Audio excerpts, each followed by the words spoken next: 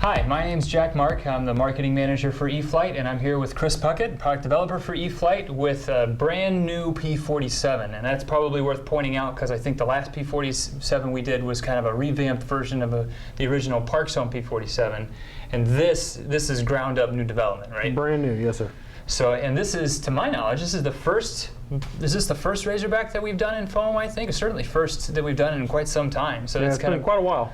So, so why don't you tell us a little bit about the model? I see this is Kansas Tornado, which has got some historical significance, and doing it as a Razorback, obviously we've got quite a bit of extra stuff on this airplane. So why don't you kind of walk us through what makes this one a little bit different from maybe some of the P-47s we've done in the past? Okay. Well, this is follows the line of the 1.2 meter E-flite aircraft that we already do, but one of the things we did do is it has full payload. So we're running rocket tubes, bombs, as well as a center drop tank.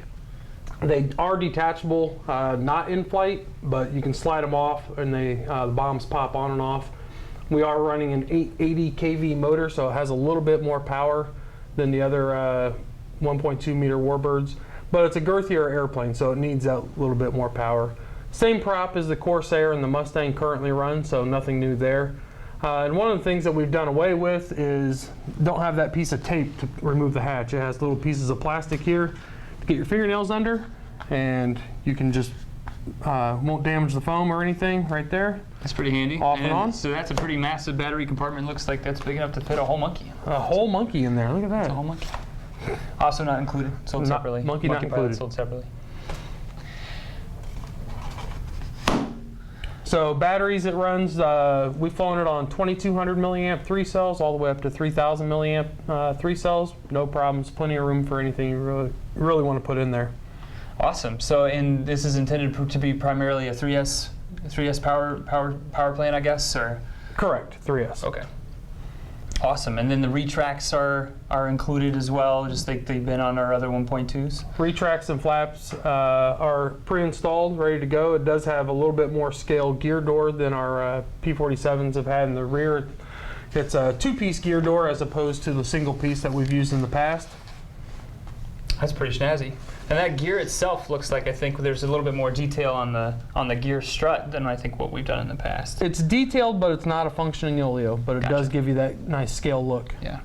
And then the tire tread, we've never done, I don't think our previous P-47 had a molded tire tread on it. It is a much more scale tire, and it's as large in diameter as we could get that we feel comfortable with, so flying off grass is not a problem. Oh, great. Yeah, I know there was a lot of guys that kind of, you know, they may have a well-manicured field, but it's not paved necessarily, so Correct. Being able to take off from that kind of terrain is a welcome feature for a lot of those guys.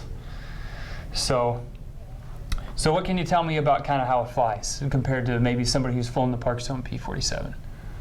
It's got a little bit more power. The vertical climb is there. It's on par with the other 1.2 meter Warbirds. Oh, okay. With the higher KV motor. Other than that, I mean, it flies very well. It's very tame. It also has safe select for those guys that want to arm that. But lands slow with the flaps. With or without the flaps, actually, they aren't necessary. So safe select, so 6-channel airplane, that means that with the regular 4 channels that you usually have with an airplane, plus flaps, plus retracts, correct. If you want to put safe select on its own switch, you're going to need to have at least a 7-channel radio? 7-channel, or you can assign it to like the gear switch, which okay. a lot of guys have done in the past. Sure, so then you kind of have it on as you're landing, and if you need it if you want to have it on for takeoff, then correct. Yeah, that makes sense. So you mentioned the payload stuff, which is really pretty cool. I mean, I haven't seen very many airplanes this size that have that many, you know, that much stuff. Yeah, there's a whole lot of payload going on. So, but let's say you want to fly with it on, you want to fly with it off. What kind of tools do you have to take it on and off at the field? 0 tools. So the rocket tubes are on rails, and they just slide out.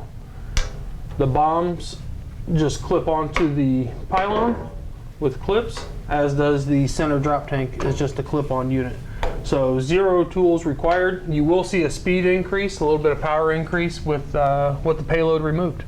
That's awesome. So even guys, then that's kind of something I've always found a little bit fascinating. So you take The original Park Zone P-47, which was 3S, and I know the matter or the motor and the ESC are different from the original one to this one, but you add a little bit of wing area, you make the airplane a little bit bigger, and you're saying this actually picks up a little bit of speed and a little bit of performance? Yeah, with the 880 relative to the other kV one? motor and the higher pitch 4-blade prop, when you take the payload off, it's a very sporty aircraft. Okay. It's very aerobatic, so flies a lot like a sport airplane. But you can put the payload back on. Doesn't change the flight characteristics a whole lot, but it does slow it down just a tad. Okay, well that's pretty neat. Well, Chris, thanks for taking the time to walk us through the P-47. And if you do have any questions, feel free to check us out online. We are going to have a video of this up as well, so if you haven't seen that yet, make sure you cruise on over to E-flite's website and check it out.